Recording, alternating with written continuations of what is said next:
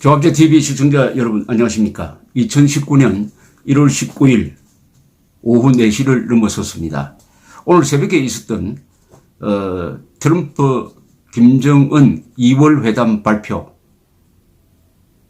이후에 워싱턴 포스트가 즉각 우려하는 사설을 내어놓았습니다. 사설 제목은 제2차 트럼프 김정은 회담의 위험성이라고 했습니다. 그 위험성, 왜 워싱턴 포스트가 위험하다고 생각하느냐 하는 것을 여러분들에게 소개를 해 드리겠습니다. 우선 워싱턴 포스트는 작년 6월 12일 싱가포르에서 트럼프 김정은이 1차로 만나서 그 뒤에 전혀 진전이 없었다. 즉 트럼프는 김정은이가 핵을 폐기할 결심을 했다라고 판단하고 만났는데 그 합의문은 애매모호하게 되어 있고 그 뒤에 후속회담을 통해서 김정은이가 핵 폐기하는 수속을 밟을 줄 알았는데 만나보니까 완전히 딴소리 하더라. 이렇게 해서 6개월 동안 아무 진전이 없었는데도 두 번째 만남이 이루어지니까 이것은 김정은의 tactical victory, 또 하나의 전술적 승리다. 이렇게 규정을 했습니다. 전술적 승리, 안 만나야 되는데 왜 이런 전술적 승리를 김정은한테 갖다 주었느냐. 그것은 트럼프 행정부가, 트럼프 대통령은 잘 속는 사람이고 트럼프 행정부가 분열되어 있고 무능하다. 분열되고 무능한 행정부와 잘 속는 트럼프를 겨냥한 북한의 공작이 성공했다 이겁니다. 성공해서 두 번째 만남이 이루어졌으니까 김정은의 전술적 승리다. 이렇게 아주 모욕적인 표현을 썼습니다. 그럼에도 트럼프는 김정은으로부터 편지를 받으면은 편지에 감동했다고 그러고 김정은과는 사랑하는 사이라고, 사랑에 빠진 사이라고 이야기를 한다. 그러니까 두 번째 회담이 아주 위험스럽게 보인다.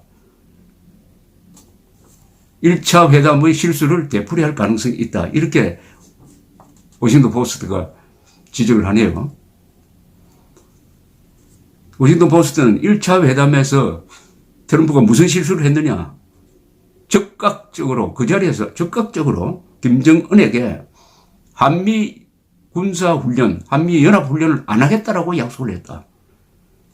이런 약속은 엄청난 약속을 해준 건데 이거는 당연히 한국 정부하고 의논하고 미국의 군 당국자, 그러니까 미 국방부와 의논을 하지도 않고 이런 약속을 해 주었는데 받은 것은 하나도 없다는 겁니다. 엄청난 것을 주고 받은 것은 없습니다. 없지요. 핵신고서 제출도 하지 않고 그냥 버티고 있습니다. 더 내놓으라는 겁니다. 더 내놓으라. 엄청난 걸 받고도 더 내놓으라. 종전선언을 하자. 제재 풀어달라. 자기들은 신고서 한 장 제출하지 않으면서 이런 이야기를 한다. 그래서 이 두 번째 만나면은 북한은 트럼프를 조종할 수 있을 것이라고 자신하고 있다. 트럼프를 조종을 해가지고 트럼프로 하여금 제재를 완화하게 하고 종전선언을 하게 하고 그리고 심지어는 주한미군 철수까지도 하게 하는 쪽으로 트럼프를 갖고 놀 자신이 있다고 생각한다. 이렇게 분석을 하고 있습니다. 참 트럼프에 대한 모욕적인 이야기죠.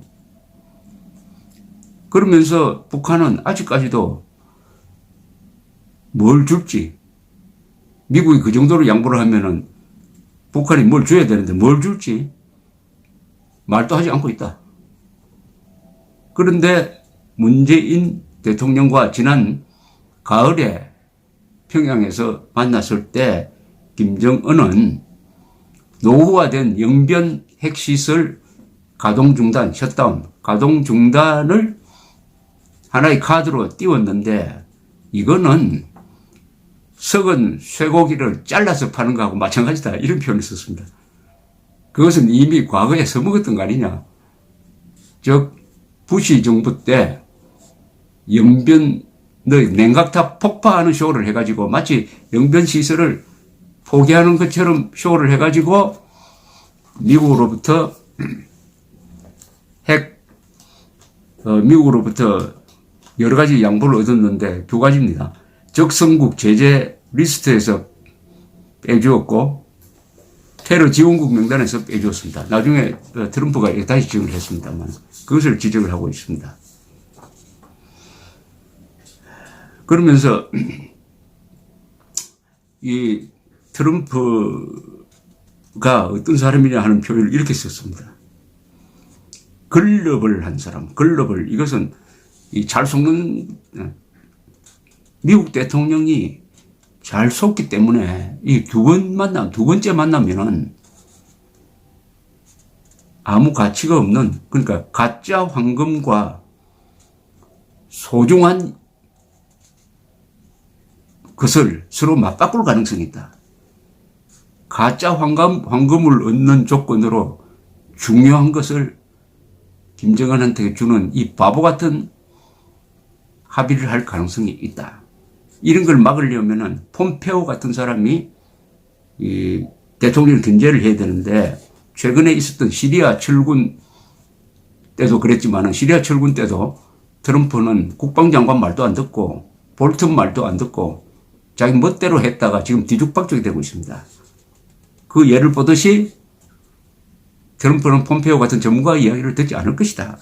그러니까 이 두 번째 회담은 위험성을 내포하고 있다. 또 포스트는 김정은의 신년사를 분석을 해보면은 이게 비핵 지대화를 이야기를 하는데 이것은 주한미군 철수와 한반도에 대한 전략자산의 배치를 포기하는 것을 포함하고 있기 때문에 도저히 미국이 받아들일 수 없는 것이다. 그러면 왜 이런 입장을 취하느냐 하면은 지금부터는 이게 워싱턴 포스트의 사설이 아니고 저 이야기입니다. 김정은은 이 회담의 성격, 싱가포르 회담과 이번 두 번째 회담의 성격을 보는 시각이 김정은과 트럼프가 다르다 이거죠. 김정은은 뭐냐? 처음부터 작년 4월 20일 북한 노동당 중앙위원회 전원회의를 통해서 결의문을 채택을 합니다. 북한은 이제 완전한 핵보유국이 되었다. 앞으로는 책임 있는 핵보유국으로서 핵을 더 확산시키지 않겠다. 핵실험도 하지 않겠다. 그리고 세계 평화를 위해서 핵 군축에 나서겠다라고 선언을 했습니다. 4.27 선언은 문재인 정권을 끌어들여가지고 4.27 선언에 보면은 4월 20일 이 핵 보유국 선언을 아주 높게 평가한다고 되어 있습니다. 높게 평가하고 그 연장선상에서 한반도의 완전한 비핵화를 위해 노력한다. 이렇게 되어 있습니다. 그건 뭐냐면은 문재인 정부까지도 북한의 핵 보유국 선언을 환영을 하고 앞으로는 한반도에서 핵을 없애기 위한, 즉 주한미군을 철수하고 한미동맹을 해체하고 핵우산까지 없애가지고 완전한 비핵화를 도모하는 방향으로 노력하기로 합의하는 식으로 만들어졌습니다. 그러니까 4.27 선언은 언론이 거짓 보도한 것과는 딴판으로 북한의 핵 보유국을 사실상 인정한 겁니다. 그런데 6월 12일 싱가포르 선언도 4.27 선언의 정신을 이어받아 이렇게 나오니까 문맥상으로는 싱가포르 회담이 북한의 핵 보유국을 인정한 다음에 인정한 바탕에서 앞으로 핵 군축, 상호 핵 군축을 위해서 노력하자. 군축을 위해서 노력하자는 쪽으로 문맥이 정리되어 있는 것이 사실입니다. 그런데 트럼프는 이런 교묘한 언어 전술을 잘 모르니까 이게 마치 북한이 비핵화하기로 한 것처럼 자의적으로 해석을 한 거죠. 그런데 김정은은 자기의 입장을 양보하지 않고 이 두 번째 회담도 군축 회담하기 위해서 모였다. 군축이다 이거는. 핵 폐기 회담이 아니다. 핵 폐기를 위해서 만나는 것이 아니라 상호 군축을 위해서 만나는데 미국이 해야 될 군축은 바로 주한미군 철수 한미동맹 해체다. 그리고 종전선언, 그것을 가능하게 위한 종전선언이다. 즉 이것은 대한민국을 무장 해제시키겠다 하는 목표를 가지고 만나게 됐기 때문에 이것은 김정은의 전술적 승리다. 위험하다. 이렇게 워싱턴 포스트가 우리를 대신해서 걱정해 주고 있습니다. 이런 걱정 누가 해야 되느냐? 문재인 대통령이 해야 되죠. 문재인 대통령은 걱정 안 하고 한국의 무장해제, 한국의 인질화를 가져올 이 두 번째 회담을 박수를 치고 있습니다. 문재인 대통령은 박수 치고 있고 워싱턴 포스트가 한국인을 위해서 대신 걱정해 주고 있습니다. 감사합니다.